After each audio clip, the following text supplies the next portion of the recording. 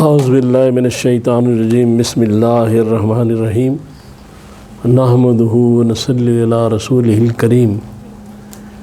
انتہائی قابل احترام سامعین و حاضرین، مجھ سے اچھے لوگوں، السلام علیکم ورحمۃ اللہ وبرکاتہ۔ دروشی پڑھیں۔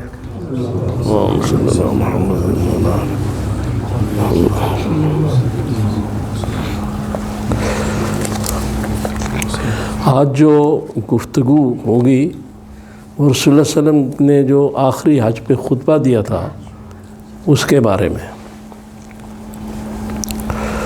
تو یہ جب رسول اللہ صلی اللہ علیہ وسلم آخری حج میں آپ نے جو ارشادات فرمائے، اس میں سے سب سے پہلے آپ نے اللہ کی تعریف کی، اس کے وحدہ لا شریک ہونے کا ذکر کیا، اور اس کے بعد آپ نے فرمایا کہ اللہ نے اپنے بندے کی، یعنی آپ صلی اللہ علیہ وسلم کی مدد فرمائی، اور اس مدد کی وجہ سے جتنی بھی باطل کی قوتیں تھیں وہ سب زیر ہو گئیں۔ اس کے بعد آپ نے فرمایا کہ لوگوں میری بات سنو،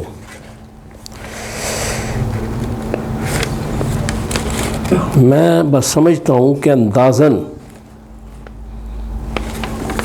ہم اس طرح پھر کبھی ایسی مجلس میں جمع نہ ہوں۔ آپ کا اشارہ تھا۔ پھر آپ نے فرمایا کہ اللہ تعالیٰ کا ارشاد ہے کہ ہم میں سے تم سب کو ایک ہی مرد اور عورت سے پیدا کیا گیا ہے، سورۃ الحجرات کی آیت نمبر 13 کے، اور تمہیں جماعتوں اور قبیلوں میں بانٹ دیا کہ تم الگ الگ پہچانے جا سکو، اور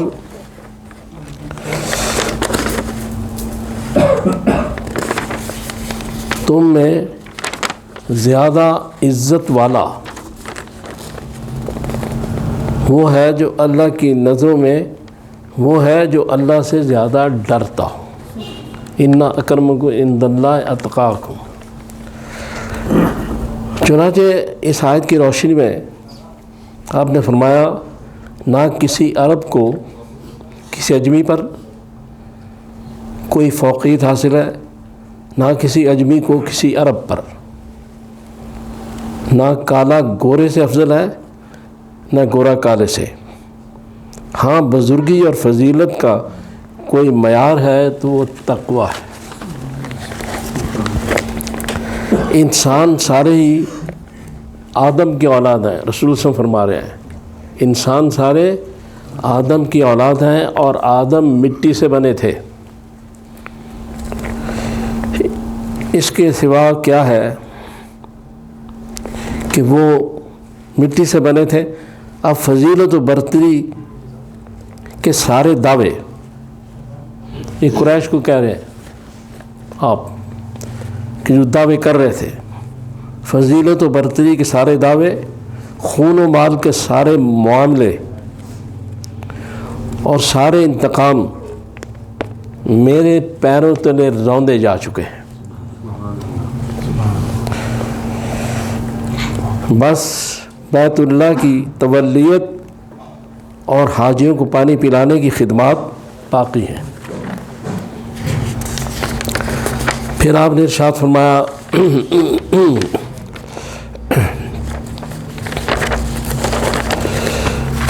کہ قریش کے لوگوں، ایسا نہ ہو کہ اللہ کے حضور تم اس طرح آؤ کہ تمہاری گردنوں پر دنیا کا بوجھ لدا ہو اور دوسرے لوگ سامان آخرت لے کر آ جائیں،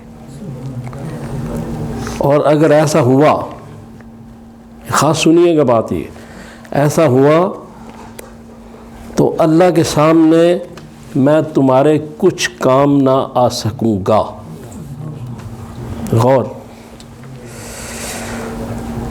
آپ نے فرمایا قریش کے لوگوں، اللہ سے تمہاری جھوٹی نخوت اور ختم کر ڈالا، اور باپ دادا کے کارناموں پر تمہارے فخر و مباحات کی کوئی گنجائش نہیں۔ سمجھ رہے ہیں جو بیان کر رہا ہوں؟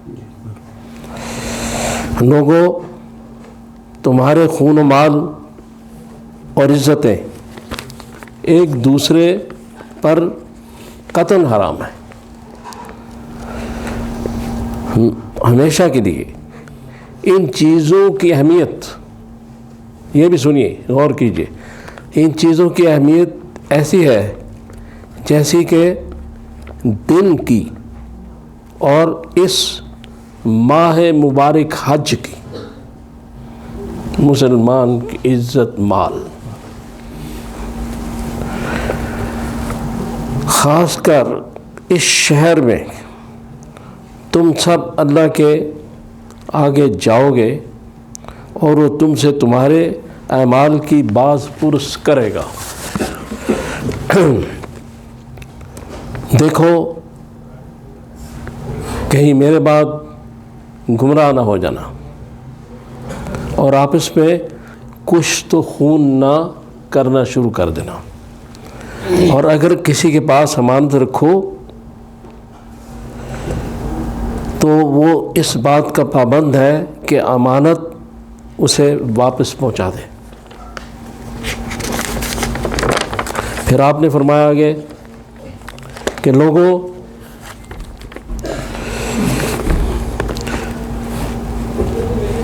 ہر مسلمان دوسرے مسلمان کا بھائی ہے اور سارے مسلمان آپس میں بھائی بھائی ہیں۔ اپنے غلاموں کا خیال رکھو اور جو تم خود کھاتے ہو ان کو کھلاؤ اور جو خود پہنتے ان کو پہناؤ۔ چونکہ اس وقت غلام خریدے ہوئے ہوتے تھے، قریش مکہ ایام جاہلیت کا دور تھا، تو بدترین سلوک غلاموں سے کیا جاتا تھا۔ آپ نے فرمایا در حقیقت میں نے یہ جتنے بھی دور جاہلیت کے معاملات ہیں، پھر دوبارہ آپ نے فرمایا میں نے اپنے پیروں سے ان کو روند دیا ہے۔ زمانہ جاہلیت کے خون کے سارے انتقام اب کالعدم ہے۔ پہلا انتقام جسے میں کالعدم قرار دیتا ہوں میرے اپنے خاندان کا ہے۔ ربیعہ بن حارث کے دودھ پیتے بیٹے کا خون میں معاف کرتا ہوں۔ دور جاہلیت کے سود کوئی حیثیت نہیں رکھتے، جسے میں چھوڑتا ہوں۔ عباس بن عبد المطلب کے خاندان کا سود اب یہ ختم ہو گیا۔ لوگوں، اللہ نے ہر حقدار کو اس کا حق خود دے دیا ہے۔ اب کوئی کسی وارث کے حق میں حق کے لیے وصیت نہ کرے۔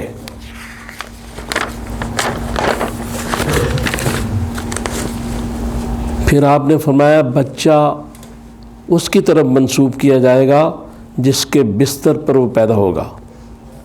جس پر حرام کاری ثابت ہو جائے اسے سنگسار کیا جائے۔ حساب و کتاب اللہ کے ہاں ہوگا۔ جو کوئی اپنا نسب بدلے گا یا کوئی غلام اپنے آقا سے مقابلے میں کسی اور کو اپنا آقا ظاہر کرے گا، اس پر اللہ کی لعنت۔ یعنی جو غلام تھے خریدے جاتے تھے، تو وہ جو خرید شدہ غلام تھے وہ اگر بے وفائی کر کے دوسرے کے پاس چلے جاتے تھے دور جاہلیت میں، تو وہ اس کے بارے میں آپ قرض قابل ادائیگی ہے، عاریتاً دی ہوئی چیز واپس کرنی چاہیے، اور عطیے کا بدلہ دینا چاہیے، اور جو کوئی کسی کا ضامن ہے وہ تاوان ادا کرے۔ کسی کے لیے جائز نہیں کہ اپنے بھائی سے کچھ لے سوائے اس کے جس پر اس کا بھائی راضی ہو، اور خوشی خوشی دے، خود پر اور ایک دوسرے پر زیادتی نہ کرو۔ پھر آپ نے فرمایا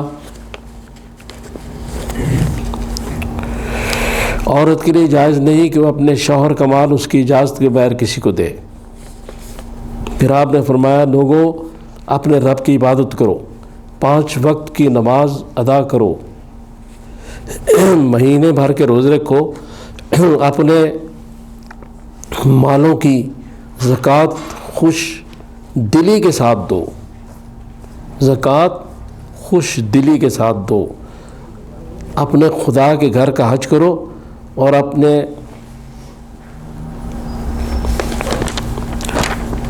اس کے بعد آپ نے فرمایا کہ اب مجرم خود ہی اپنے جرم کا ذمہ دار ہوگا، اور اب نہ باپ کے بدلے بیٹا پکڑا جائے گا اور نہ بیٹے کے بدلے باپ پکڑا جائے گا۔ پہلے ہوتا تھا دوسرے پہ ڈال دیتے تھے زمانہ جاہلیت میں۔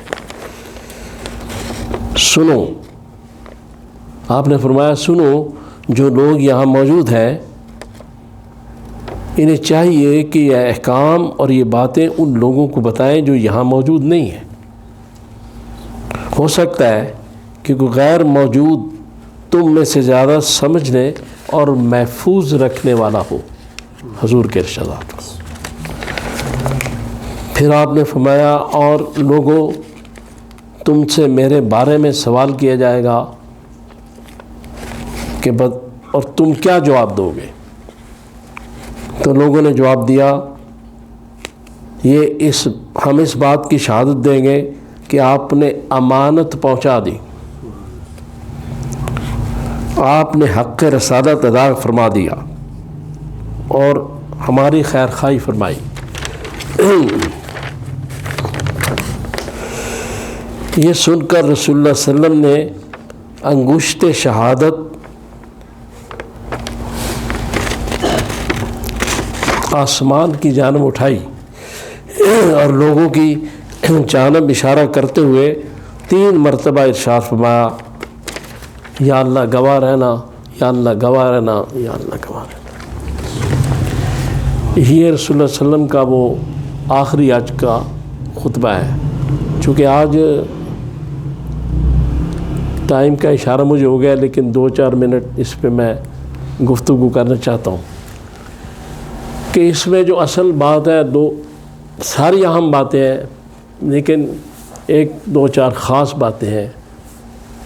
پہلی بات تو یہ ہے کہ جو سورۃ الحجرات کی آیت نمبر 13 کہ کسی کو کسی پر فضیلت نہیں ہے، کسی ذات کو، کسی رنگ کو، کسی نسل کو، کسی شے کو اگر ہے تو وہ فضیلت اس کا کردار، اس کا تقوی، اس کا عمل ہے جو اللہ اور رسول کی رضا کے لیے کیا گیا ہو۔ اس بات کو سمجھنا بڑا ضروری ہے۔